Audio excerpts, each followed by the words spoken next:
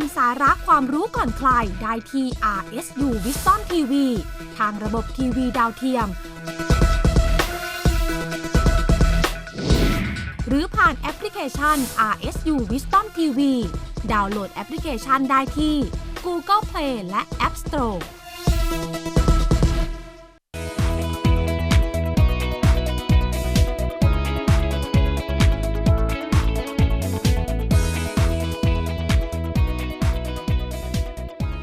Welcome back to the show. Into ASEAN interview, we discuss a very important and heavy issue happening in Indonesia with the move of its war on drugs, leaving little room for rehabilitation.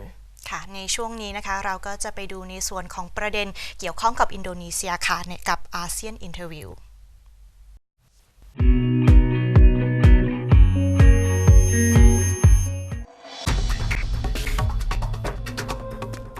A government minister and a human rights activist say that instead of execution, proper rehabilitation programs are needed in Indonesia's war against drugs. As Indonesia ramps up its war on drugs with widely publicized executions of drug traffickers that started last Friday, the 29th, state funding for rehabilitation is on the decline. That leaves thousands of people with few affordable treatment options in a country that within years has gone from being a transit point to one of Southeast Asia's biggest markets for narcotics. A traditional rehabilitation center in Indonesia claims to have treated hundreds of drug addicts using streaming herbal baths and prayers. The small complex of dormitories that houses around 30 people at a time is government-backed and uses no medication in its treatment. The free service is provided by an Islamic priest, who is locally known as the boiling priest. He immerses two recovering addicts in a steaming hot bath each time for about 20 minutes as he bestows prayers on the men. Dan keyakinan kita, hati kita untuk sungguh-sungguh pasti akan bisa pulih, artinya bukan sembuh tapi pulih, kembali pulih, biar nanti dengan rasa dekatnya kepada Allah hanya pasrah semuanya, tidak ada obat narkoba, nggak ada lagi. Rizky Mulyadi, 26, has been staying at the center for 2 weeks after failing to overcome his 6-year-long addiction to crystal amphetamine or meth through orthodox treatment. Yang saya rasakan ya kondisi badan saya perlahan memulih. Dari sakaunya, sabu, saya pakai sabu udah kira-kira 6 tahun, hampir setiap hari. Ya, saya rasakan mulai normal. The government estimates that there are around 6 million drug users in the country of 250 million.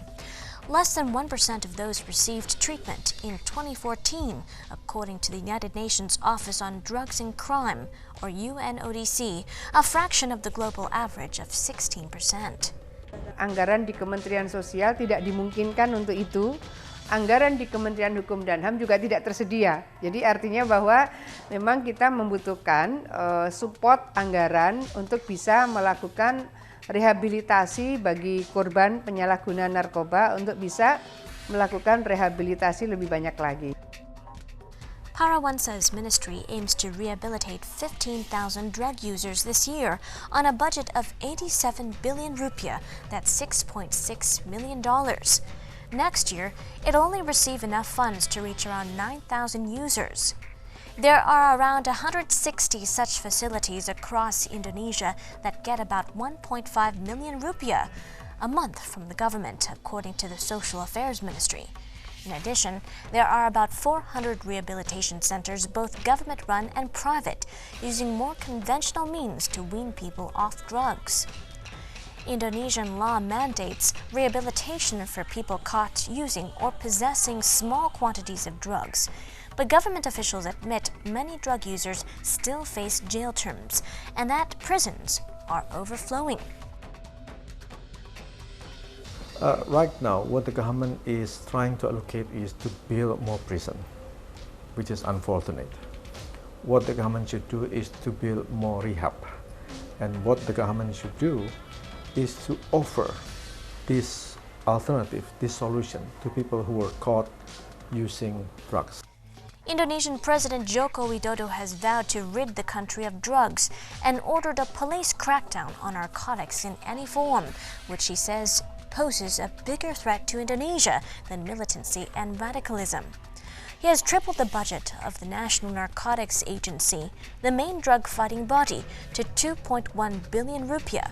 That's $160,000, and it draws on the national police budget to operate.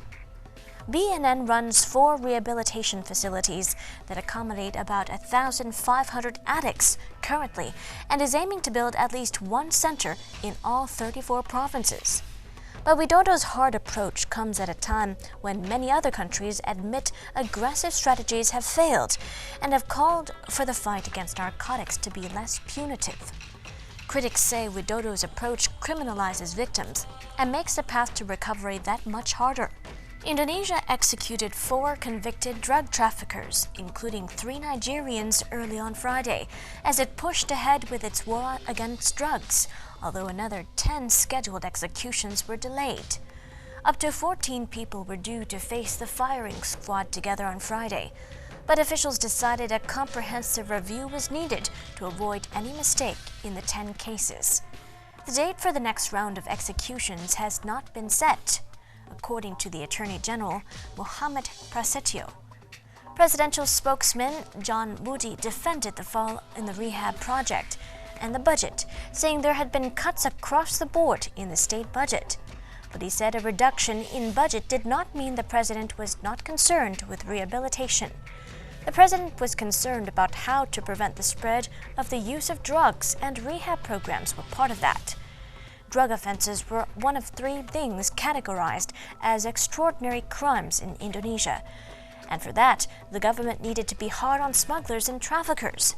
And that explains why the president was taking a hard approach. Budi said further that did not mean, however, the war on drugs was being fought at the expense of rehabilitation. Both law enforcement and rehabilitation were happening at the same time. He added that rehabilitation was only written into the law 2 or 3 years ago, so it would take time to increase it to the necessary level.